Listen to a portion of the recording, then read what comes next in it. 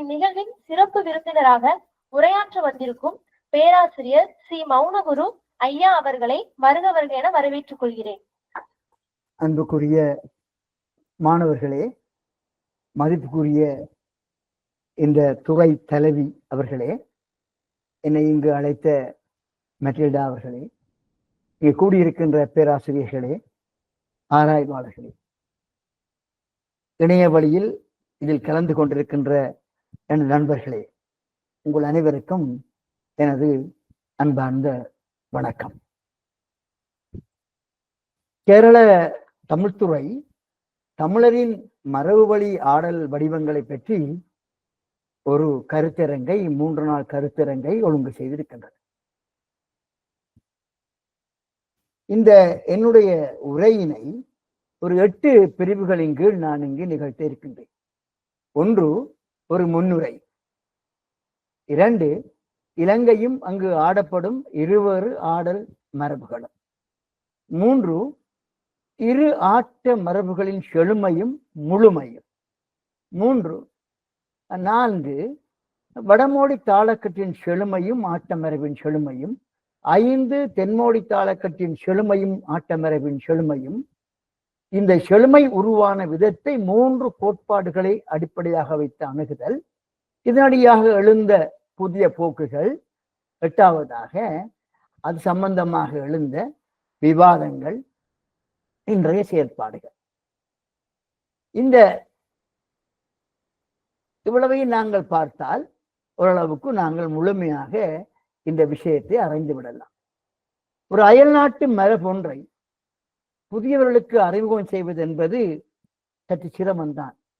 என்னால் முடிந்தவரை எளிமையாகவும் விளக்கமாகவும் இதை நான் கூறலாம் என்று இருக்கின்றேன். முதலாவதாக முன்னிலை. தமிழரின் மரபு வழி ஆடல் வடிவங்கள் என்னுமிடத்து பொதுவாக தமிழகத்தை பற்றி தமிழகத்தில் பற்றி ஆராயும் ஆராய்வாளர்கள் தமிழகத்தில் நிலவும் ஆடல் வடிவங்களை மாத்திரமே பேசி மகிழ்தல் இயல்பு. அதுவே நமது தமிழ் புலமை மரபும் கூட. இன்று இந்த ஆய்வரங்கை ஒழுங்கு செய்த அமைப்பாளர்களான கேரள பல்கலைக்கழக தமிழ்துறையினர் ஈழத்து தமிழர் ஆடல் மரபுகளையும் இணைத்துள்ளமை அவர்களது பரந்த மனப்பான்மையை காட்டுவதாக அமைகின்றது, சுட்டி நிற்கின்றது. அவர்களுக்கு முதலியன் வாழ்த்துக்கள். முக்கியமாக என்னை தொடர்பு கொண்டு இணைத்துக் கொண்ட மெட்டில்டா அவர்களுக்கு எனது நன்றிகள். இனி 2வதுக்கு வருவோம். இலங்கையும் அங்கு ஆடப்படும் இருவேறு மரபு வழி ஆடல் முறைகளும். ஈழத்தமிழ் மக்கள் அந்த நாட்டிலே, இந்த நாட்டில், எங்கள் நாட்டிலே 2000 வருஷத்துக்கு மேலாக அறா தொடர்ச்சியுடன் வாழ்ந்து வருகிறார்கள். தமிழ்நாட்டுடன் அவர்களுக்கு தொடர்புகள் இருப்பினும், தமிழ்நாட்டு பண்பாட்டு தாக்கங்கள் பெரிதாக இருப்பினும், ஆனால் இவர்கள் தனித்துவமான பண்பாட்டு அடையாளம் கொண்டவர்களாக ஈழத்தமிழ் மக்கள் இருக்கிறார்கள். அப்பண்பாட்டு அடையாளங்களில் ஒன்றுதான் இந்த மரபு வழி ஆடல் ஆகும், கூத்து ஆகும். மரபு வழி ஆடலை நாங்கள் 2ஆக பிரிக்கலாம். கூத்தை விட செவ்வியல் ஆடல் மரபு, செவ்வியல் அல்லாத ஆடல் மரபு. செவ்வியல் ஆடல் மரபுக்குள் நாங்கள் விளக்கமாக பார்க்கின்ற பரத நடனம் வரும். செவ்வியல் அல்லாத நடன மரபுக்குள் பிரதானமாக கூத்து மரபு வரும். அப்படியாயின் ஈழத்தமிழர்களின் ஆடல் மரபுகள் 2. ஒன்று செவ்வியல் ஆடல் மரபான பரத மரபு, இன்னொன்று கூத்து மரபு. இந்த 2 மரபுகளுமே கிறிஸ்துவின் 10ஆம் நூற்றாண்டில் தொடக்கம் இட்டை வரை ஈழத்திலே பயில்நிலையில் இருக்கின்றன.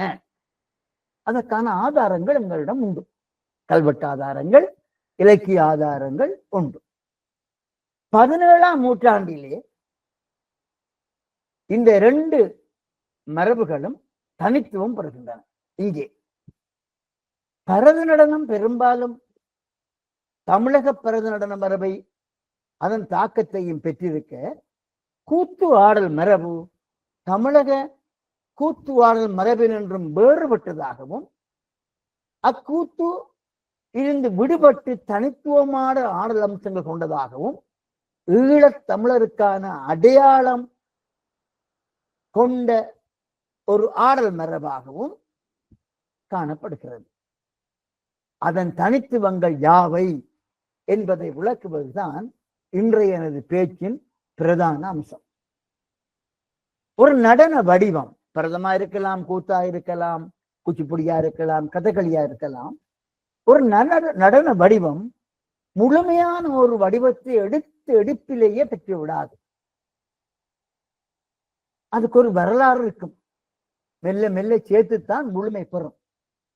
மாதவியின் நடனம் உருவாவதை நீங்கள் கவனித்து பாருங்கள்.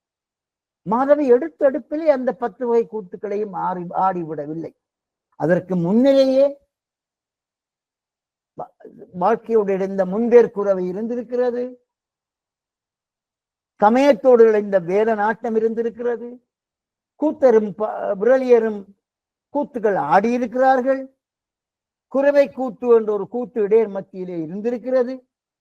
இவையெல்லாம் இணைந்து வருகின்ற பொழுதுதான் மாதவியாடிய அந்த நடன மரபு முழுமை பெறுகிறது. அதே போலத்தான் இந்த மட்டக்களப்பிலே ஆடப்படுகின்ற வடமோடி தென்மோடி கூத்துக்களும் இந்த கூத்து வடிவங்களும் ஒன்றிலிருந்து ஒன்று பெற்று மெல்ல மெல்ல வளர்ந்து வந்திருக்கின்றன. அதாவது ஈழத்து வடமோடி கூத்து முந்தையே ஆடப்பட்ட சடங்குகள், காவடியாட்டம், கரகம், கும்மி, கோலாட்டம், வசந்தன், மகிடி போன்ற பல்வேறு கூத்துக்களிலும் இருந்து பெற்றுக்கொண்டு தெருக்கூத்து இவற்றிலிருந்து பெற்றுக்கொண்டு முழுமையாக வளர்ந்திருக்கின்றது என்பதை பற்றி நான் 80களிலே ஆராய்ந்திருக்கிறேன். ஏறத்தாழ 40-50 வருடங்களுக்கு முதல் இதை பற்றி நான் ஆராய்ந்து என்னுடைய மட்டக்களப்பு மரபுவழி நாடகங்களின் நூலிலே விவரமாக விளக்கி இருக்கிறேன். நீங்கள் இதை படித்து பாருங்கள். மட்டக்களப்பு மரபுவழி நாடகங்கள் நூலகத்திலே நூல்.com போனால் அங்கே இருக்கின்றது. PDF எடுத்து படிக்கலாம். எனது ஆய்வின்படி சமய சடங்குகளிலே ஆடல்கள் இருக்கின்றன. அதற்கு பின்னால் அதிலிருந்து விடுபட்ட வசந்தன் கூத்து வருகிறது. அதற்கு பின்னால் பள்ளு, குறவஞ்சி போன்ற ஆடல்கள் வருகின்றன. பரதம் வருகிறது. இது எல்லாவற்றிலும் இருந்து உருவித்தான் தென்மோடி வளர்ந்திருக்கின்றது என்று நான் நிரூபிக்க முயற்சி பண்ணி இருக்கிறேன். இதே போலத்தான் சமய சடங்குகள், மகிடி கூத்து, இப்போது வசந்தன் இல்லை, மகிடி கூத்தில் பள்ளு, குறவஞ்சி, பரதம் இணைந்ததாக வடமோடி வந்திருக்கின்றது என்று நிறுவ முயன்றிருக்கின்றேன். இது 1980களில் நடந்தது. 40 வருடங்களுக்கு பிறகு சிந்தனைகளும் கோட்பாடுகளும் பார்வைகளும் மாறி இருப்பதற்கு வாய்ப்புண்டு. என்னுடைய பார்வை ஒரு பரிணாம பார்வை. கூத்தின் முழுமையினை புரிந்து கொள்ள எடுக்கப்பட்ட முயற்சி அது. இன்றைய நோக்கில் அது பல பேர் அதை விமர்சிக்கலாம். ஒன்று என்று ஒற்றை நோக்கில் பார்க்காமல் பன்மை நோக்கில் பார்க்கின்ற பார்வை இன்று வந்திருக்கின்றது. அவர்கள் இதுக்கு வேறு விதமான அர்த்தம் கொடுக்கலாம். பார்வைகள் வேறாகலாம், சரிபிழை இருக்கலாம். எனினும் இப்பார்வைகள் யாவும் கூத்தை, அதன் ஆடலை முழுமையாக புரிந்து கொள்ள எடுக்கப்பட்ட முயற்சியாகும். இந்த மூலம் தேடுகின்ற ஆய்வுகள் இன்னும் முழுமை பெறவில்லை.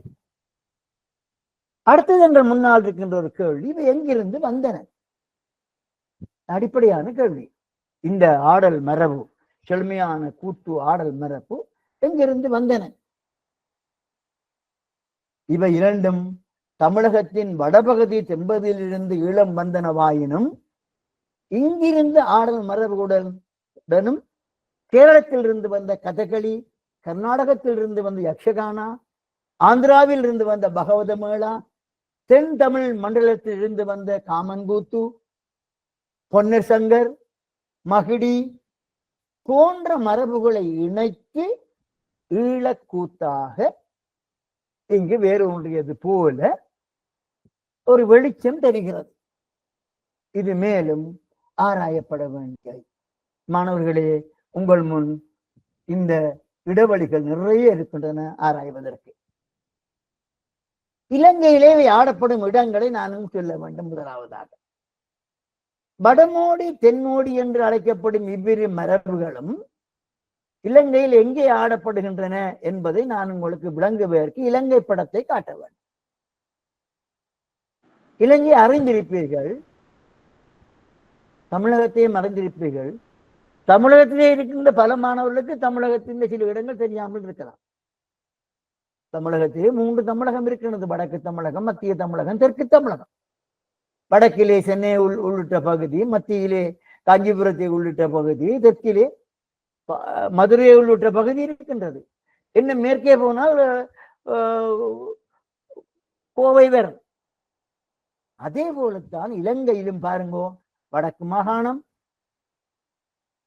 கிழக்கு மாகாணம், தெற்கு மாகாணம், மேற்கு மாகாணம், மத்திய மாகாணம். இதிலே இந்த கூற்றுக்கள் எங்கே இருக்கின்றன என்று சொன்னால், இந்த வடக்கிலும் கிழக்கிலும் தெற்கிலும் தான் இருக்கின்றன. இந்த ஏரியாக்கள் தான் கூத்து இருக்குது. மத்திய மாகாணத்தில் இருக்கின்ற கூத்து நேரடியாக இந்தியாவிலிருந்து வந்த கூத்துகள். காமன் கூத்து, பொன்னர் சங்கர், கொஞ்சம் ஸ்லைட் டிஃபரன்ஸ் இருக்கின்றது. இப்படி புரிந்து கொண்டால் தான் நாங்கள் இந்த கூத்தை புரிந்து கொள்ளலாம். வடக்கு மாகாணத்திலே யாழ்ப்பாணம், மன்னார், முல்லைத்தீவு, வன்னி ஆகிய பகுதிகளிலும், கிழக்கு மாகாணத்திலே வடபால் இருக்கின்ற அந்த யாழ்ப்பாணத்திலே இருக்கின்ற இந்த வடக்கு மாகாணத்திலே இருக்கின்ற முல்லைத்தீவிலும், கிழக்கு மாகாணத்தில் இருக்கின்ற திருகோணமலை, மட்டக்களப்பு, மட்டக்களப்பின் தெற்கு, மட்டக்களப்பின் மேற்கு, படுவான்கரை ஆகிய பகுதிகளிலும் இந்த கூத்து ஆடல் மரபு செழுமையாக இன்றும் நின்று நிலவுகின்றது. இதிலே இந்த வடக்கு மாகாணத்திலே உள்ள கூத்திலிருந்து ஆடல் மரபு மெல்ல மெல்ல போய்விட்டது.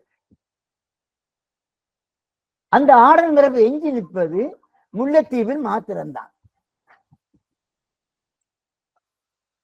முல்லைத்தீவிலே அந்த ஆடல் மரபு இப்போதும் இருந்து கொண்டிருக்கின்றது. ஆனால் கிழக்கு மாகாணத்துக்கு வந்தால், முக்கியமாக இந்த மட்டக்களப்பும் அதை சார்ந்த பிரதேசங்களிலும், ஒரு நிமிஷம் எடுக்கும், நான் ஒரு மீட்டிங்ல இருக்கும், பிறகு எடுக்கிறோம். மட்டக்களப்பிலும் அதை சார்ந்த பிரதேசங்களிலும் இந்த ஆடல் மரபு இன்றும் செழுமையாக இருந்து கொண்டிருக்கின்றது. இந்த ஆட்ட மரபின் செழுமை என்ன, அதைத்தான் நாங்கள் அடுத்ததாக பார்க்க போகின்றோம். மூன்றாவது பார்க்க போவது இரு ஆட்ட மரபுகளின் செழுமையும் முழுமையும். மூன்றாவதாக அதைத்தான் இப்போது பார்க்க போகின்றோம்.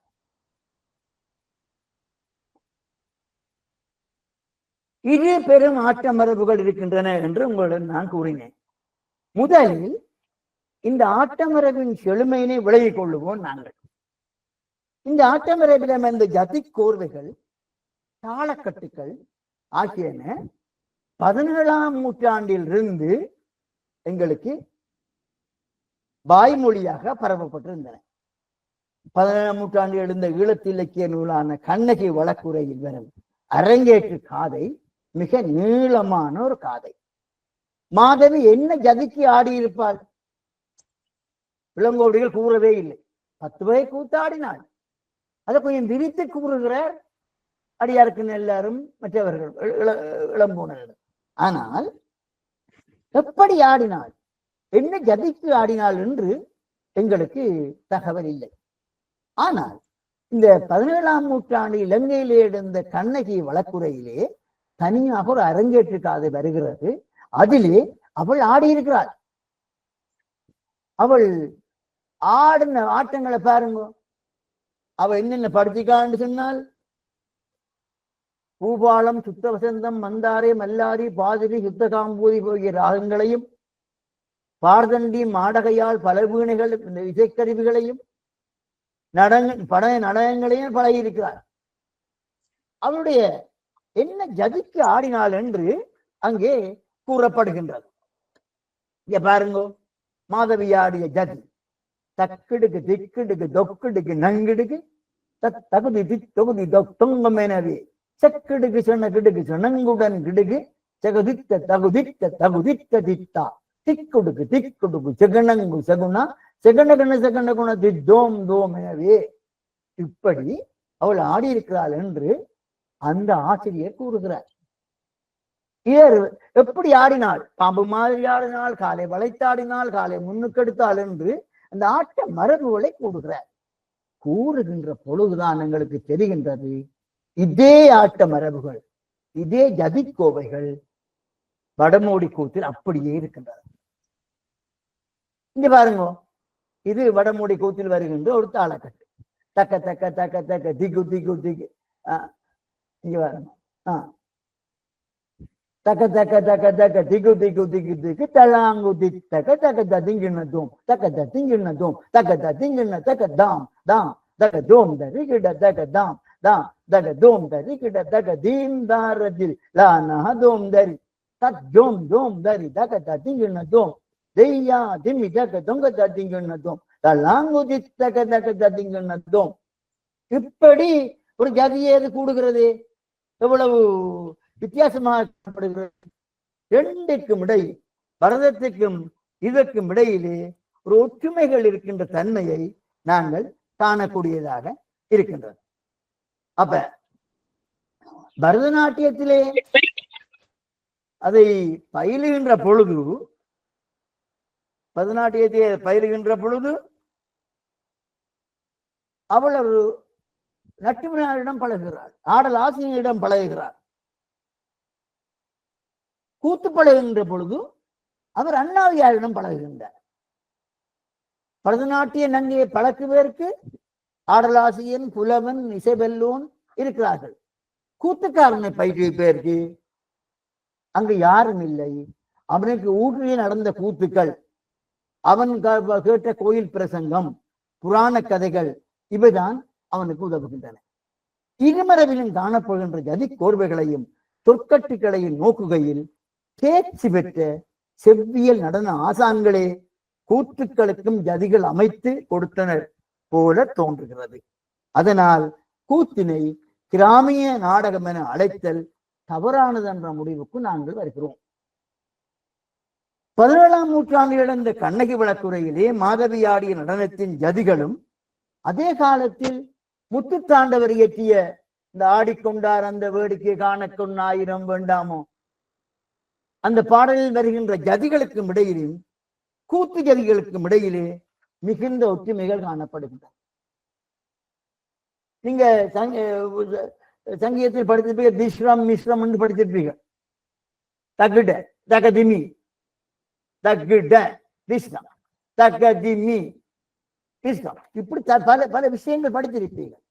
இந்த தாள நடையிலே கூத்திலே அதிகமாக வருவது திஸ்ரமும் மிஸ்ரமும் தான். திஸ்ரம் எளிமையானது, மிஸ்ரம் எளிமையானது. பொதுமக்களிடம் செல்லுகையில் இந்த எளிய நடையில் தான் இவை இருக்க வேண்டும் என்று இந்த பரத நட்டுவனார்கள் கூத்துக்கு அமைத்து கொடுத்தார்களோ என்று எண்ண தோன்றுகிறது. ஆனால் அவர்கள் அமைத்து கொடுத்த தாளக்கட்டுகள் பொதுமக்களிடம் செல்லுகின்ற பொழுது மாறி விடுகின்றது. உதாரணமாக இந்த பாட்டை பாருங்கள். தக்க தக்க தக்க தக்க திக்கு திக்கு திக்கு திக்கு தள்ளாங்கு திக்க தக்க திங்கினதோம். இது ஒரு தாளக்கட்டு வடமொழியில். நான் கேட்டிருக்கிறேன் இந்த தாளக்கட்டை, இந்த ஃபீல்பேக்கில் கண்டிருக்கிறேன். அவர்கள் தக தக தக திக்கு திக்கு தள்ளாங்கு தித்தக என்று நாளை குறைத்து விடுவார்கள். ஏனென்று சொன்னால் அவர்களுக்கு அந்த தாள ஞானம் கர்நாடக சங்கீத வித்வான்கள் போல இல்லை, அது கேள்வி ஞானம். ஆகவே குறைவதற்கு வாய்ப்பு உண்டு. இப்படி குறைகின்றது என்று நாங்கள் கூறப்போய்த்தான் நாங்கள் இங்கே பலருடைய கண்டனத்துக்கு ஆளாகின்றோம். எப்படி குறைய முடியும் என்று எங்களை வெளுத்து வாங்குகிறார்கள். சரி, இப்படியே இருந்து கொண்டால் இப்போது நாங்கள் வடமோடி தாளக்கட்டுக்கு வருவோம். அடுத்து நான் இப்போது சொன்னேன். முதலாவதாக முன்னுரை, இலங்கை மங்கு ஆடப்படும் இருவர் ஆளுமருவரும் இருவர் ஆட்டமர்களின் செழுமையும் முழுமையும். இப்போது வடமோடி தாளக்கட்டின் செழுமைக்கு நாங்கள் வருகிறோம். வடமோடி தாளக்கட்டுகளை பாருங்கள்.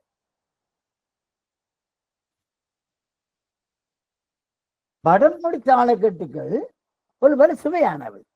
ஏனென்று சொன்னால்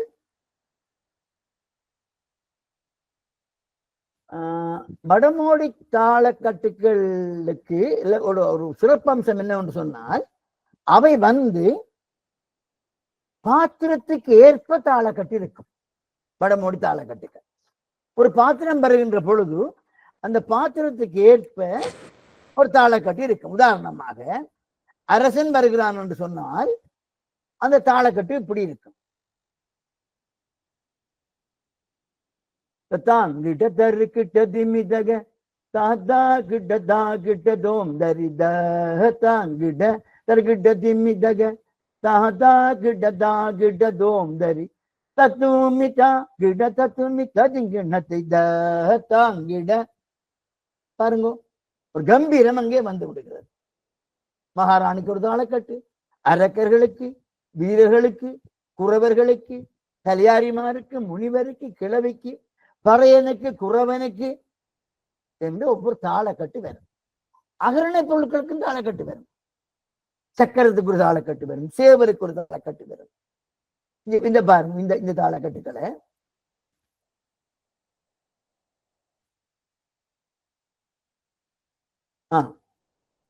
அரசன் தாதையா ஹதைதய தாதைய தோம் தருகிடதா தெய்யாதே. அரசன் கம்பீரம். நாத தில்லா நாதோம் தரிதாம் தெய்ய நாதர் தில்லா நாதோம் தரிதை. இது ராணி. தா கிண்ணங்கிட தரிங்க தத்துமி தா கிண்ணங் தரிங்க தத்துமி. வீரர்கள் தந்த தகிர்த தகிர்த தாம் இந்த திகிர்த திகிர்தத்தை. தேர் வருகிறது, குதிரை வருகிறது. தக்க ஜொன்னு தக்க திமி தாம் தாம் தாம் தெய்ய தக்க ஜொன்னு தக்க திமி டை.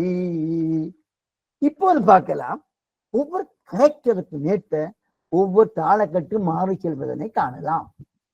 இதே போல சில தாளக்கட்டுகளை நான் சொன்னால் நீங்கள் ஆச்சரியப்படுவீர்கள். எப்படி பரதத்திலே ஒரு ஜதீஸ்வரம் அமைந்திருக்கிறதோ அதே போல வர்ணம் அமைந்திருக்கிறது. வர்ணமாட ஒரு 15-20 நிமிஷம் எடுக்கும். இங்கேயும் ஒரு சரியான தாளக்கட்டுக்கு ஒரு பெண் ஆடி முடிக்க 15-20 நிமிடம் எடுக்கும். அருமையான தாளக்கட்டுக்கள் இங்கே இலங்கையிலே குவிந்து கிடக்கின்றன. நான் ஒரு பேச்சிலே சொன்னேன், பரதம் இழந்து போன தாளக்கட்டுக்களை மட்டக்களப்பிலே கூத்து வைத்துக் கொண்டிருக்கிறது என்று நான் ஒரு கூட்டத்திலே பேசினேன். தாளக்கட்டுக்களுக்காய் தனியாக சொன்னால் நீங்கள் ஆச்சரியப்பட்டு போவீர்கள். 6 வருடங்களாக இந்த தாளக்கட்டுக்களை தேடி அலைந்துதான் அந்த தாளக்கட்டு முழுவதையும் என்னுடைய அந்த மட்டக்களப்பு மறுமொழி நாடகம் என்ற நூலிலே நான் அமைத்திருக்கின்றேன். இப்போது உங்களுக்கு தெரியும் எப்படி வடமோடி தாளக்கட்டுகள் இருக்கின்றன என்று சொல்லி. அப்படியானால் இந்த வடமோடி ஆடல் மரபு ஒரு செழுமையான ஆடல் மரபு என்று நாங்கள் கொள்ளலாம் தானே? பாருங்க, இதை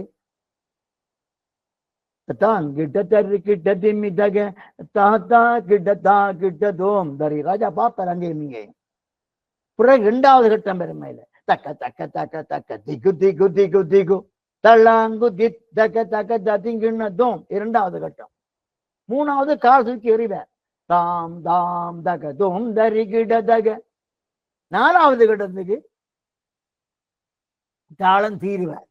5வது கட்டத்துக்கு தாம் தாம் தெய்ய தாம் தாம் பின்னுக்கு போவார். ஒரு பல்வேறு கட்டங்களை கொண்டதாக அந்த ராஜவரவு தாளக்கட்டம் அமைஞ்சிருக்கு. இந்த அடிகளை, இந்த அடி போடுறது பாதசாரி, அதை கொடியடி, தட்டடி, 4 அடி, 8 அடி, 8 வீசானம், குந்து, பாய்தல், கால்மாறியாளர் என்று பல்வேறு சொற்களிலே இந்த அண்ணாவிமார் அழைப்பார்கள். வடமோடி தாளக்கட்டு இப்படி இருந்தால் தென்மோடி தாளக்கட்டு இன்னொரு விதமாக இருக்கும்.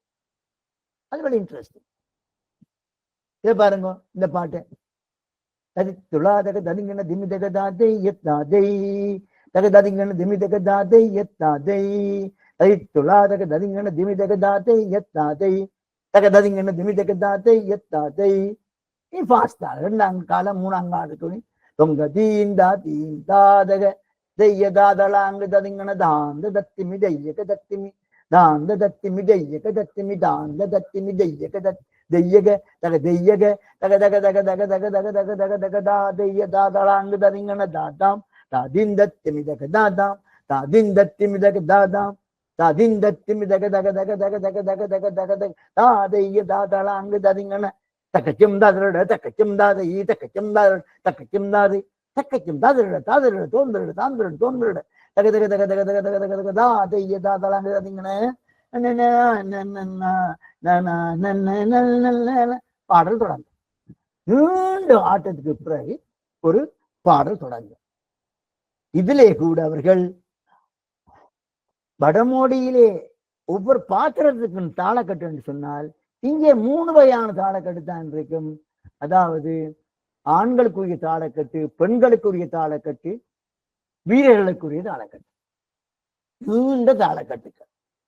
இப்போது தெரியும் இந்த வடமோடி தாளக்கட்டும் தென்மோடி தாளக்கட்டும் வித்தியாசமானவை, ஆடல் முறை வித்தியாசமானவை, அசைவு வித்தியாசமானவை, தாளக்கட்டும் வித்தியாசமானவை. ஆடல் முறையிலே என்ன வித்தியாசம் என்று கேட்பீர்கள். Very interesting. இந்த கால் இருக்கிறது, இந்த பாதம், இந்த பாதத்தை தரையிலே அழுத்தி ஆடினால் போட்டு நான் வேண்டாம் உங்களுக்கு யூனிவர்சிட்டிக்கு வந்தா நான் அதை ப்ராக்டிக்கலாக செய்து உங்களுக்கு பயிற்சியும் தந்திருப்பேன். யாருங்க தத்தித்தாம் தட தித்தித்தையா தைய தத்தித்தாம் தட தித்தி இது இதை நாங்கள் நிலம் என்று எடுத்துக்கொள்ளலாம், இதை கால் என்று எடுத்துக்கொள்ளலாம். கால் அப்படி இடத்துல பாட்டும் அப்படி. இது வடமோடிக்குரிய ஸ்டெப். தென்மொழிக்கு இந்த குதிகாலம், இந்த முன்காலம் இது படாது, இடையில இருக்கிறது படாது. அந்த ஆட்டம் அப்படித்தான் இருக்கு. யோசிச்சு பாருங்க. துளாதக தரிங்கன திமிதக தாத்தை எத்தாதும் தக தக தக தக தக தக தக தக தாதை எத்தாதலாங்கு ததிங்கன தாதாம் தாதிந்த திமிதக தாதாம்.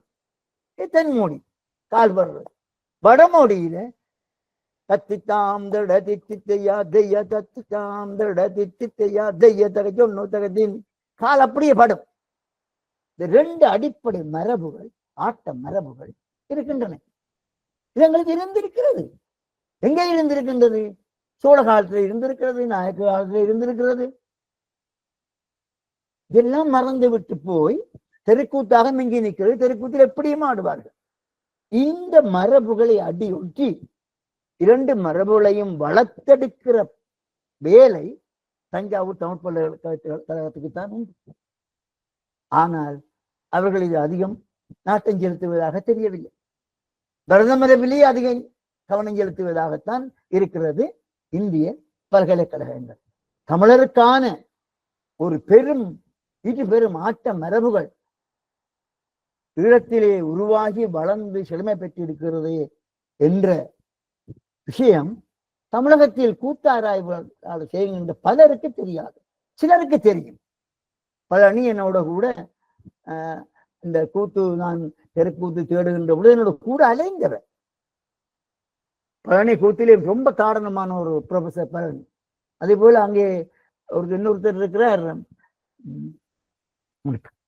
என்ன பேரடா மறந்துட்டேன், லயோலா காலேஜில் ஒரு ப்ரொஃபசர் இருக்கிறார். பேர் டேவிட்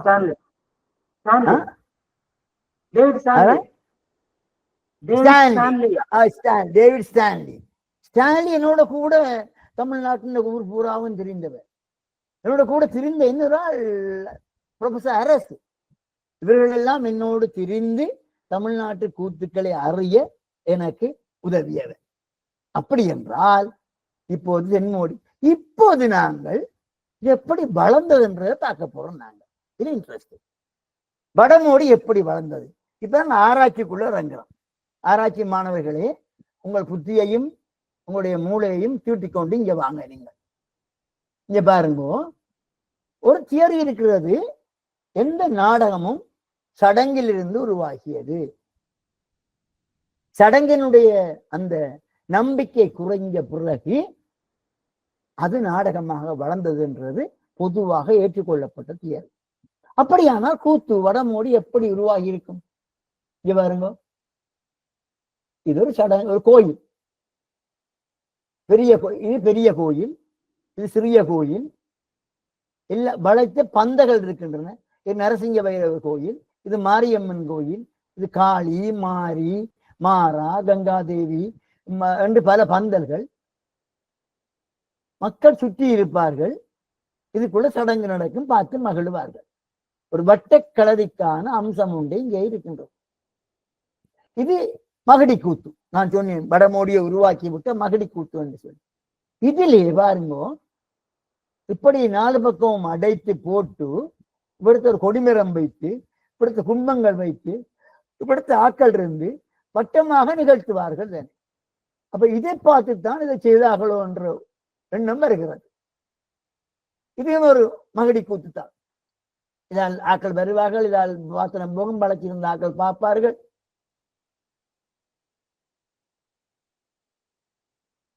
இது ஒரு மகடி கூத்து இருக்கிறது. புண்ணியகுளத்திலே அடப்படுகின்ற 3வது மகடி கூத்து. இந்த வட்டத்துக்குள்ளே மகடி கூத்து உரையும் காட்சியுமாக நடக்க, பக்கத்தில் ஒரு வட்டக்கலரை போட்டு கூத்து நடக்கும். 2க்கும் இடையில கனெக்ஷன் வரும். மெல்ல மெல்ல இந்த வட்டக்களரி ஒரு களரியாக மாறுவதை காணுகிறோம். பாருங்க, சடங்கு, கோயில், கோயிலிருந்து 1வது மகடி கூத்து, 2வது மகடி கூத்து, 3வது மகடி கூத்து வந்து ஒரு வட்டக்களரி இங்கே வருகிறது. இந்த வட்டக்களரி தான் இப்படி உருவாகி இப்படி ஆட்ட மரபுகள் பெற்று, இதுதான் மட்டக்களப்பில் கூத்தாடப்படுகின்ற வட்டக்களரி. வட்டமாக இருப்பார்கள், வளைத்த ஆட்கள் இருப்பார்கள், ஆடுவார்கள். இப்படித்தான் இந்த வடமோடி கூத்து வளர்ந்து வந்திருக்கலாம். அப்படியானால் தெருக்கூத்து எப்போது வருகிறது சொன்னால், இப்போது வந்திராது, இப்போது வந்திராது, இப்போதும் வந்திராது, இப்போதும் வந்திராது. இப்போது இதுக்குள்ளதான் தெருக்கூத்து வருகிறது. தெருக்கூத்தை நாம் உள்வாங்கி கொண்டு முழுமையாக வடமோடி உருவாவதை காணுகின்றோம். இது வடமோடி உருவான ஒரு விதம். சரி, இது உருவான விதத்தை பார்த்து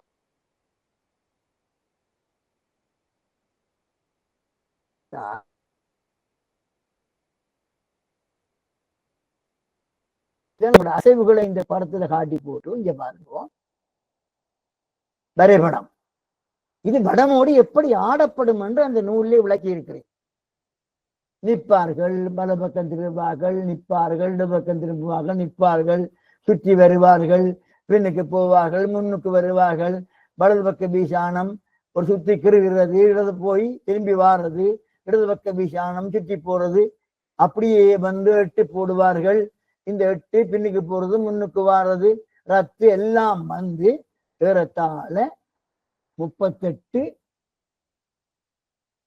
36, 39 வகையான 36 வகையான ஆடல். 36, 45, நான் ஒன்று விட்டு கொஞ்சத்தை விட்டுட்டேன். 45 வகையான அசைவுகள் வடமோடியிலே இருக்கிறார். பிரதான அசைவுகள் இது. இவ்வளையும் ஆடி முடிய வடமோடி ஆட்டம் இப்படி ஒரு வடிவத்தை பெற்றிருக்கு. ஆரம்பம், வருகை, 2 பக்க வீசானம், ஒரு 8, முன்வருகை, கொடியடி, ரத்து, ஒய்யாரம், இந்த சின்ன வீசானம், முன்னுக்கு ஆடுதல், பின்னுக்கு போதல் என்று ஒரு வடிவத்தை அந்த மரபு பெற்றிருக்கும். இதை பார்த்து போட்டு நாங்கள் எப்படி ஒரு கிராமிய நாடகம் என்று சொல்லலாம், நடனம் என்று சொல்லலாம். வெல் பிளான், கணிதவியல் படி இந்த சமாந்திரமாக பிரித்து பாருங்க. 2 சமாந்திர பிரிவு. இங்க 3 இருந்தா இங்க 3, இங்க வளையம் இருந்தா இங்க வளையம். 8 இப்படி வருகிறது. இப்படின்னா இங்க ஆடினா இங்க ஆட வேணும், இங்க ஆடினா இங்க ஆட வேணும், இங்க சுத்தினா இங்க சுத்த வேணும். பரதநாட்டியத்தில் இவ்வளவும் உண்டு. வடமோடியிலே இப்படி இருக்கின்றது. தென்மோடியை எடுத்து பார்த்தால் அதுவும் அதே மாதிரி தான். இவர் 1 2 3 4 12 15 16 24 அசைவுகள், அப்படியே 26 48 அசைவுகள், அப்படியே 50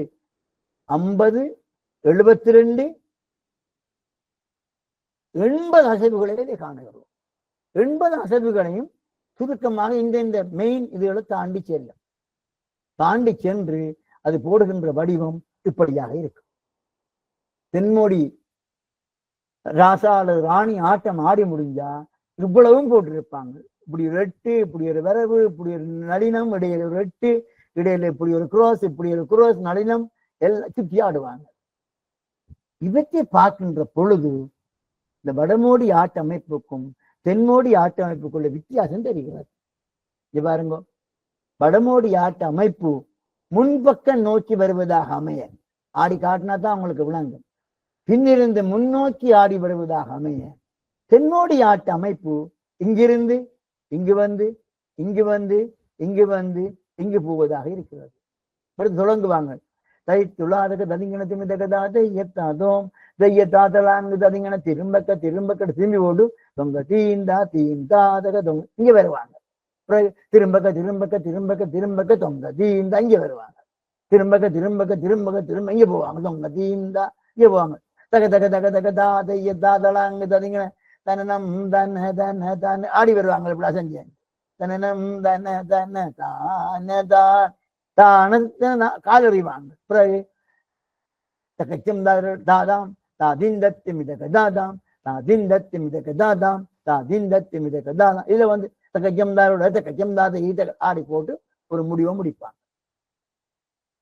இப்படி நுணுக்கமான ஆடல் மரபுகளை இப்போதும் தென்மோடி இங்கே வைத்துக் கொண்டிருக்கின்றது என்பது தமிழகத்தில் எத்தனை பேருக்கு தெரியும்?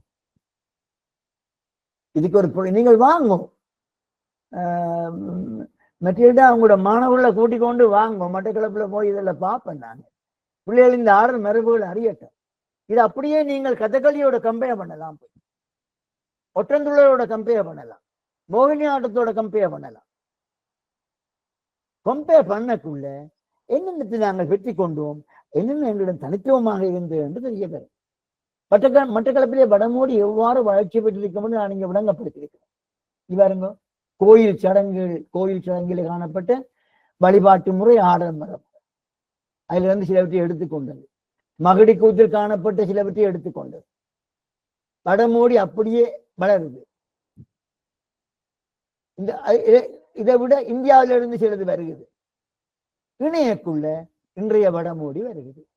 அப்ப ஏற்கனவே இருந்தது, டெவலப் பண்ணது, இது உண்மையானது, இந்தியாவிலிருந்து வந்தது, வடமோடி இன்னைக்கு வருது. தென்மோடிக்கும் இதே தன்மையை காண்கிறேன் நான். கோயிலிருந்து வசந்தன்பூத்து வந்து தென்மோடி கொணர்ந்தது அங்க இந்தியா இருந்து இன்றைய நிலை.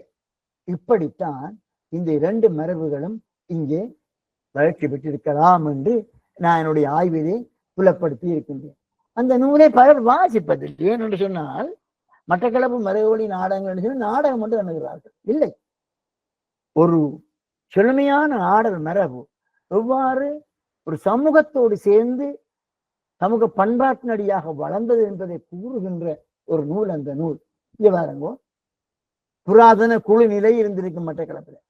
அதுதான் இந்த கோயில் அமைப்பு. குடியேறி இருப்பாங்க மெல்ல மெல்ல ஆக்கள். அந்நியம்தான் மகடி வருகிறது. மகடி என்பது இருந்தவர்களுக்கும் வந்து சேர்ந்தவர்களுக்கும் நடந்த கதை. இது இந்தியாவிலேயும் இந்த மகடி இருக்குது, இங்கேயும் இருக்குது. மலையாளத்தில் இருந்து வந்தவர்கள் மட்டக்களப்பாறை வெற்றி கொண்ட கதைதான் அந்த மகடி கூத்து. பிறகு விவசாயம் ஆரம்பமாகுது. இங்க வசந்தன் வருது, வெள்ளாம வெற்றி ஆடி பாடுற வசந்தன் வருது. இளமானியம் வந்தவுடனே கூத்து வருது. கூத்து முழுதும் என்ன இந்த காலத்துல உதவாது. இளமானிய விழுமியங்களை கூறுவது. மட்டக்களப்பில் சாதி கலந்து கூத்தாடக்கூடாது. ஒரு சாதி தான் அதே கூத்து ஆடலாம். மற்ற சாதியை கலந்து ஆடப்பட மாட்டாங்க, கேட்டுக்கொள்ள மாட்டாங்க. பெண்கள் கூத்தாடக்கூடாது. ராசா வருவார், வந்து கேட்பார், மந்திரி மாதம் மும்மாய் மழை பொழிகிறதா என்றுவார். மங்கையர்கள் கற்போடு இருக்கிறார்களான்னு கேட்பார், ஓம் என்றுவார். ஆலயங்களில் 6 கால வேளை பூஜை நடைபெறுகிறதா என்று கேட்பார், ஓம் என்றுவார். அடுத்துதான் முக்கியமானது, சாதி முறை தவறாமல் இருக்கிறார்களா என்று கேட்பார், ஆமையா என்றுவார். அப்படின்னா பெர்ஃபெக்ட் ஒரு முழுமையான சமூகம். இப்ப சாதி முறை இருக்க வேண்டும் என்பதை வலியுறுத்தின கூத்தாகத்தான் இந்த கூத்துகள் இருக்கின்றன. அதில் பாவிக்கின்ற கதைகள் எல்லாம் புராண இதிகாச கதைகள், மகாபாரத ராமாயண கதைகள். அங்கேயெல்லாம் அந்த நிலமானிய விழுமியங்கள் வலியுறுத்தப்படுவதை காணுகிறோம். இந்த தாளக்கட்டுக்களை முதலிலே புத்தகத்திலே கொண்டு வந்தவர் வி.சி. கந்தையா என்கின்ற ஒரு பேரறிஞர் 60களிலே கொண்டு வந்தார். அதை எடுத்து உலகத்தரத்துக்கு வளர்த்து சென்றவர் பேராசிரியர் வித்யானந்தன். நான் அவருடைய நேரடி மாணவன். அவர் தயாரித்த நாடகங்களிலே கூத்துக்களிலே ஆடியவன். அவர் 4 கூத்துக்களை தயாரித்தார். கர்ணன்பூர், நொண்டி நாடகம், ராவணேசன். நான் இதிலே ஒன்று கர்ணம்பூரிலே கர்ணனுக்கும் நொண்டி நாடகத்தில் செட்டியாருக்கும், ராவணனுக்கும் தோன்றி நடித்தேன். அதை எழுதுகின்ற பொறுப்பையும் எனக்கு அளித்தார். அவர்தான் அந்த கூத்துக்களை செம்மப்படுத்தி அழகுபடுத்தி மேலெடுத்து உலகத்தை கொண்டு போன மனிதர். இதிலிருந்து நான் எழுதின புத்தகங்கள் தான் சடங்கிலிருந்து நாடகம் வரை, மற்ற மறுபடி நாடகங்கள், இதெல்லாம் குறித்து வச்சு கொள்ளுங்க, வாய்ச்சி பார்க்கலாம். நான் சொன்ன கருத்துக்கள்னா இந்த கிடக்குது. பழையதும் புதியதும், நாடகம் அரங்கியல் பழையதும் புதியதும், தமிழ் கூத்து கலை பரதநாட்டியம் படிப்பது போல படிப்படியாக வடமோடியை எப்படி படிப்பிக்கலாம் என்று நான் நோர்வே ஸ்கூல் ஆஃப் ஃபைன் ஆர்ட்ஸுக்கு எழுதி கொடுத்த சிலபஸ் புக் இது. என்னை கூப்பிட்டு அங்க 2 வருஷமாக வைத்திருந்து அங்கு உள்ள தமிழர்களுக்கும் தமிழ் தெரியாதவர்களுக்கும் கூத்து பழக்க சொன்னார்கள். அவர்களுக்காக எழுதின பாட புத்தகம் இது, கூத்து யாத்திரை. இதையெல்லாம் இந்த கூத்துக்களை இதுகளை விளங்கிக் கொள்ள உங்களுக்கு முடியும். இதுவரை நான் சுருக்கமாக சொல்ல போனால் பின்வரும் விஷயங்களை மெல்ல மெல்ல சொல்லி காட்டினேன். அதாவது முதலாவது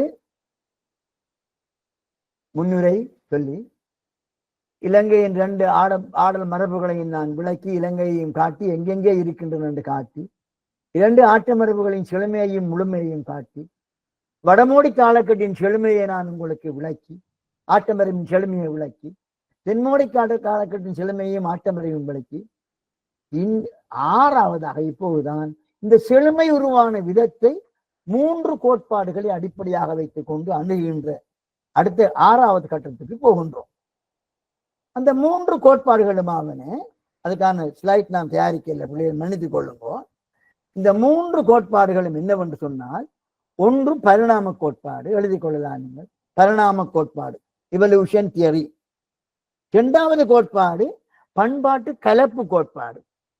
3வது கோட்பாடு கலை படைப்பு ஒன்றை படைக்கின்ற கோட்பாடு, அசம்பிளேஜ் என்று சொல்லுவாங்க. அசம்பிளேஜ் எல்லாம் ஒன்று ஒன்று, அங்க உண்டு, இங்க உண்டு, இங்க உண்டா எடுத்து ஒன்றை உருவாக்குறது. ஒரு காரை உருவாக்குறதுக்கு டயர், பாடி, மெஷின் எடுத்து ஓட்டுற மாதிரி பல்வேறையும் எடுத்து ஒன்றை புதுசா உருவாக்குறது. This is called assemblage theory. 3 theory. பரிணாம வளர்ச்சி கோட்பாடு ஏற்கனவே நாம் பரிணாம வளர்ச்சி கோட்பாட்டின் அடியாக விளங்கப்படுத்தி போட்டோம். சடங்கிலிருந்து, அசந்தன்பூத்திலிருந்து அதை இணைச்சி கொண்டு தென்மோடி வந்தது என்றும், சடங்கிலிருந்து மகிடி கூத்திலிருந்து ஏனையவற்றை உள்ளடத்தி கொண்டு வடமோடி கூத்து வந்தென்றும் பரிமாண கோட்பாட்டின் அடியாக அதை நான் விளக்கினேன். 2வதாக பண்பாட்டு கலப்பு கோட்பாடு. நான் சொன்னேன், தமிழ்நாட்டிலிருந்து, கேரளாவிலிருந்து, ஆந்திராவிலிருந்து, கர்நாடகாவிலிருந்து பல மரபுகள் வந்த போது ஏற்கனவே இங்கிருந்த சடங்கு கிடங்கு எல்லாம் சேர்ந்து கரகன், காவடி, கோலாட்டம் எல்லாம் இணைந்து ஒரு பண்பாட்டு கலப்புகள் ஏற்படுகிறது. ஒவ்வொரு வடிவங்களையும் கொண்டு வந்தவர்கள் ஒரு ஒவ்வொரு சமூக மக்கள் வித்தியாசமான மொழியும் பேசியிருப்பார்கள். தமிழை வித்தியாசமாக பேசியிருப்பார்கள். தெலுங்கிற்கு வருகின்ற போது தெலுங்கே பேசியிருப்பார்கள். கேரளா வருகின்ற கேரளா பேசியிருப்பார்கள். இந்த பண்பாடு கலக்கின்ற பொழுது அந்த பண்பாட்டு கலப்பு இந்த கூத்துக்களிலும் புகுந்து அந்த ஒரு கலப்பு பண்பாடாக மாறுகின்றது என்பது ஒரு பொது தியரி. அது மறக்க இயலாது. தமிழ்தான் சரி, அதுக்கு அங்கால ஒன்றும் இல்லை என்று நாங்கள் அடம் பிடிக்க இயலாது. இங்கே வந்திருக்கின்ற மாணவர்களை எடுத்து பார்த்தால் வாட் இஸ் ஒரிஜின்? உங்களுடைய மூலம் என்ன? உங்களுடைய ஒரிஜின் என்ன? உங்களுடைய ஒரிஜினுக்குள்ள ஆப்பிரிக்கன் இருப்பான், வடநாட்டுக்காரன் இருப்பான், வெவ்வேறு சமூகங்கள் இருக்கும். there is no origin. கலப்பு தான் எல்லாம். அப்ப அந்த கலப்பு தான் உண்மை. ஆனால் கலப்பு காலத்துக்கு காலம் மாறுபட்டு கொண்டிருக்கும். அது தனித்துவம் என்று சொல்லிக் கொள்வோம். நாங்கள் தனித்துவம் காலத்துக்கு காலம் மாறும். இதுதான் தனித்துவம் என்று யார் சொல்ல முடியும்? தமிழருடைய ஆதி அடையாளம் என்ன? நிலங்கள். இரண்டாவது அடையாளம் கொடிகள், வில், கயல், புலி. பிறகு அடையாளம் எங்களுக்கு என்ன? பக்தி, சிவன், வைஷ்ணவன். பிறகு அடையாளம் என்ன எங்களுக்கு? சித்தர்கள். பிறகு அடையாளம் என்ன? நாவல், இலக்கியம். அடையாளங்கள் மாறுது காலந்தோறும்.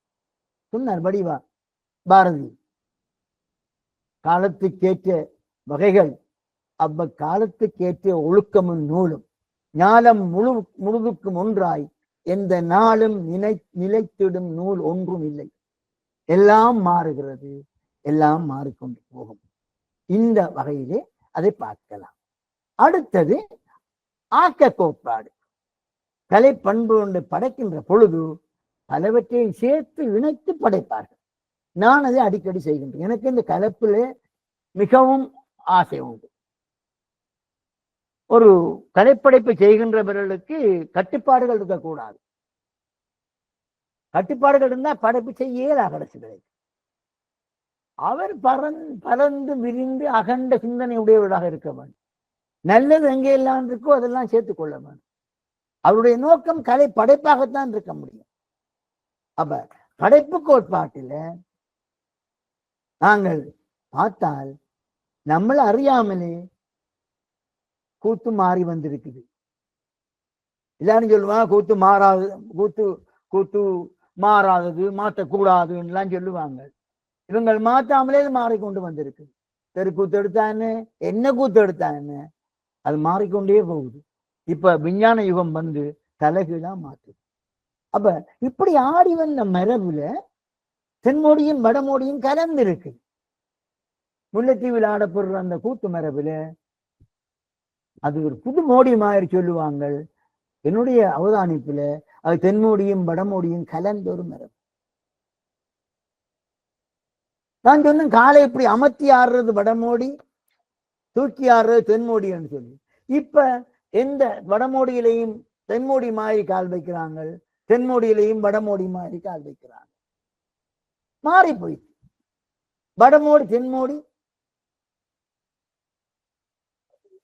கலந்துட்டு ஒரு பக்கம் ஆடி வந்ததுதான் வடமோடி, 4 பக்கம் ஆடி வந்ததுதான் தென்மோடி. இன்னைக்கு வடமோடியும் 4 பக்கம் ஆட துணைட்டாங்க. அப்ப காலமாக எல்லாம் மாறிக்கொண்டு வருகிறது என்பதை நாங்கள் மறந்துவிடக் கூடாது. இந்த பின்னணியிலே எழுந்த புதிய போக்குகளை ஆராய்வதுதான் எங்களோட அடுத்த இது. இதனடியாக எழுந்த புதிய போக்குகள் என்ன போக்குகள்? இந்த போக்குகள் ஆராய்ச்சிகள் நடந்திருக்குது, ஆய்வுகள் நடந்திருக்குது. கூத்து ஆடல் செம்மையாக்கப்பட்டிருக்குது. பேராசிரியர் வித்யானந்தனுடைய கூத்தாடல்களை போட்டு காட்டினால் உங்களுக்கு விளங்கும். 1-2 வச்சிருக்கிற முடியுமா போட்டு காட்டலாம். ஆராய்ச்சிகள்ல பல மாற்றங்கள் நடந்திருக்குது. ஆடல் செம்மையாக்கப்பட்டிருக்குது. அது 1960, 70 நடந்து முடிஞ்சது. 90, 2000 அதை நாங்கள் எடுத்து அடுத்த தலைமுறை நாங்கள் எடுத்து புத்தாக்கம் செய்கிறோம். ராவணேசன் கேள்விப்பட்டிருப்பீர்கள். கூத்துத்தான், ஆனா மாடர்ன் தியேட்டர். கூத்துன்னு சொல்ல மாட்டாங்க, கூத்த கெடுக்கிறேன்னு சொல்லுவாங்க. ஆனால் அது இன்னொரு வடிவமான கூத்துத்தான். அது புத்தாக்கம் என்று சொல்லலாம். கூத்தும் பரதமும் இணைந்து ஆக்கங்கள் உருவாகி கொண்டிருக்கின்றன. இலங்கையிலே அது அதிகமாக நடக்கின்றன. ஆகவே இந்த காலத்திலே பல்வேறு புதிய போக்கள் உருவாகி வருகின்றன. ஆய்வுகளில் என்ன நடக்கின்றது என்று சொன்னால், 60களிலே விசி கந்தையா போன்றவர்கள் சும்மா வெறுமனே ஆராய, வித்யானந்தன் போன்றவர்கள் அதை கொஞ்சம் அகற்ற, எங்களை போன்றவர்கள் 80ஆம் ஆண்டுகளிலே அவை சமூகவியல் அடிப்படையிலே ஆராய, 90களிலே 2000களிலே பல்கலைக்கழகங்களிலும் பாடசாலைகளிலும் கூத்து ஒரு பாடமாக வந்து விட்டது. உங்களுக்கு தெரியுமா, இலங்கையிலே 6ஆம் வகுப்பிலிருந்து 13ஆம் வகுப்பு யூனிவர்சிட்டி போகும் வரைக்கும் கூத்து ஒரு பாடம், 7, 8, 9 வரைக்கும் வளர்ந்து செல்லும். யூனிவர்சிட்டி போனா அங்க கூத்து ஒரு பாடம், ஒரு ஒரு ஒரு மொடியூல். அப்ப அதுக்குள்ளால MA PhD வருகின்ற பொழுது ஆராய்ச்சி பண்ண துவங்கினார்கள். ஆராய்ச்சி பண்ணிய போது புது புது போக்குகள், புது புது தியரிகள் எல்லாம் வர துவங்கிட்டு, இன்றைக்கு இப்ப கூத்தை அவர்கள் மானுடவியல், சமூகவியல், உளவியல், பண்பாட்டியல்,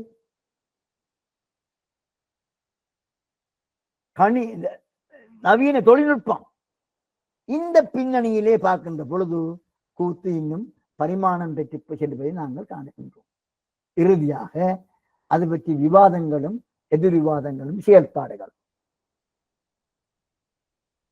இப்படி ஒன்று வீழ்ச்சியாக பாய்ந்து போகின்ற பொழுது, பிரகாசமாக நட்சத்திரங்கள் போகின்ற பொழுது, அவற்றை பற்றிய ஆராய்ச்சிகள் தொடர்ந்துதான். இது யார், என்ன செய்கிறார்கள், ஏன் மரபிலிருந்து மாறுகிறது என்றெல்லாம் வினாக்கள் எழுப்புவார்கள். அப்படி சொல்லவர்கள் முதலாவது ஆக்கள் மரபை மாற்றக்கூடாது, நீங்கள் கூத்தை கெடுக்கிறீர்கள் என்று சொன்ன ஒரு கூட்டம் வேற. நீங்கள் கெடுக்கிறீர்கள் என்று சொன்னது கூத்துக்கு வேற இல்லை, வள்ளுவருக்கே வந்துட்டு. திருக்குறளை வள்ளுவர் எழுதிய போது இது வெண்பாயாப்புக்குள் அடங்கவில்லையே என்று சங்கப்பலகை ஏற்று அவர்கள் அனுமதிக்கவில்லை. சங்க புலவர்கள் கம்பனை, கம்பராமாயணத்தை அரங்கேற்ற அரசியல் புலவர்கள் அது நல்ல காவியம் இல்லை என்று விடவில்லை. பாரதியை கூட தூக்கறிந்து விட்டார்கள், உனக்கு எழுத தெரியாது சொல்லி. புதிய போக்குகள் வந்தால் விமர்சனம் மரம். அவர் கொண்டு வர அளவுகோல் மரபு என்கின்ற கொண்டாந்தடி, மரபை மாற்றக்கூடாது.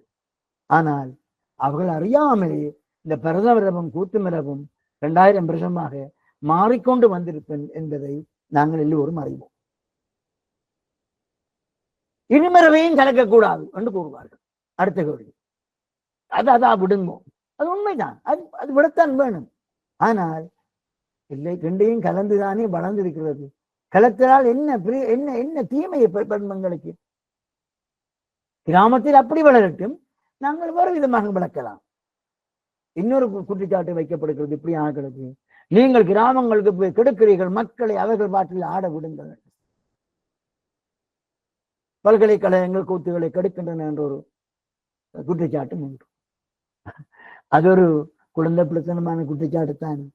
பல்கலைக்கழகங்கள் அதை படித்து அதில் மீண்டும் உலகத்தோடு ஒப்ப வளர்க்க எடுக்கிற முயற்சிகளை எப்படி மக்களிடம் விடுங்கள் என்று கூற முடியும்? இன்னொரு குற்றச்சாட்டு இருக்கிறது, இந்த கூத்தர்களை பாமர கூத்து என்றும் கூத்து அண்ணாயிமாரை பாமரர் என்றும் கூறிவிட்டார்கள் என்ற குற்றச்சாட்டு வருகின்றது. கூத்தை செம்மையாக்க அல்லது புத்தாக்க அல்லது ஒரு மேலே கொண்டு வர முயன்ற போது கூத்தின் காணப்படுகின்ற அந்த குறைபாடுகள் திட்ட தெளிவாக பல பேருக்கு தெரிந்தன. சில படித்தவர்களுக்கு தெரிந்த போது அவர்கள் சொன்னார்கள், இது நாங்கள் செம்மையாக்குவோம், அழகாக்குவோம், சொற்களை திருத்துவோம், பால் என்றது இல்லைன்னா எழுதாம இல்லைன்னா மற்ற எழுதுன்னா போட்டு எழுதுவோம், கொஞ்சம் திருத்துவோம் என்று படிக்கிறார்கள். அதைத்தான் பாமரர் என்று கூறிவிட்டார்கள் என்று அவர்கள் வாதிடுகிறார்கள். அடுத்தது குற்றச்சாட்டு வைப்பாக காலனித்துவாதிகள், காலனித்துவத்துக்கு ஏற்ற மாதிரி இவர்கள் மாற்றுகிறார்கள் என்று. இந்த எங்களுடைய கூத்து மரபை எடுத்து பார்த்தால் வித்யானந்தா இருக்கலாம், சரச்சந்திராவா எடுக்கலாம், அல்லது யாழ்ப்பாணத்தின் பெரிய கூத்துக்காக எடுக்கலாம். அந்நியருக்கு எதிராக கூத்து போட்ட ஆட்கள் தான் எல்லாரும். காலனத்துக்கு எதிராகத்தான் கூத்து போட்ட ஆட்கள். ஏன் இல்லை, இந்தியாவில் கூட இந்த மரபு இருக்கிறது, காலனத்துக்கு எதிராக கூத்து போட்ட மரபு இருக்கின்றது. ஆகவே அந்த குற்றச்சாட்டுகள், விமர்சனங்கள் வரவேற்கத்தக்கவை. ஒரு எதிர்ப்பும் ஒரு குற்றச்சாட்டுகளும் விமர்சனங்களும் வருவது ஆரோக்கியமான அறிகுறி. ஆனால் அவை தனிப்பட்ட சண்டைகளாக இல்லாமல் ஆரோக்கியமான விவாதங்களாக மாற வேண்டும். மாறினால்தான் அவை மேலும் வளர்ச்சிக்கு இடம் கொடுக்கும். இந்த விமர்சனங்களோடுதான் கலை வளர்கிறது, ஆட்டமரவும் வளர்கிறது, கொண்டு செல்கிறது. இதுவரை நான் உங்களுக்கு 5-8 விஷயங்களின் கீழ் உரைய நிகழ்த்தினேன்.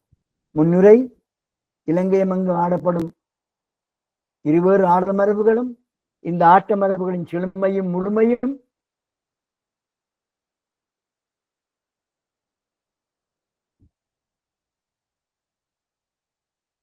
இந்த ஆட்ட மரபுகளின் செழுமையும் முழுமையும் வடமோடி காலகட்டத்தின் செழுமையான ஆட்ட மரபும் அதனுடைய ஆட்டம் எத்தனை வகை 45 வகையாக இருக்கின்றது. தென்மோடி காலகட்டத்தின் செழுமையும் ஆட்டம் 85 வகை இருக்கின்றது. எப்படி வருகின்றது? இந்த செழுமை உருவான விதத்தை 3 கோட்பாடுகளில் விளக்கினேன். இதனுடைய இந்த புதிய போக்களை பற்றி சுருக்கமாக கூறினேன். அதை பற்றி விவாதங்களை பற்றி கூறினேன், எதிர்வாதங்களை பற்றி கூறினேன், செயற்பாடுகளையும் பற்றி கூறினேன். நான் நம்புகின்றேன் இப்போது நீங்கள் ஈழத்தமிழரின் இருவரும் மரபு வழி ஆடல் வடிவங்களை பற்றி ஒரு புறவட்டான அபிப்பிராயத்தை பெற்றிருப்பீர்கள். இதுக்கு சான்றாக நான் ஒரு 5 நிமிஷம் சில இதுகளை போட்டு காட்ட இருக்கிறேன்.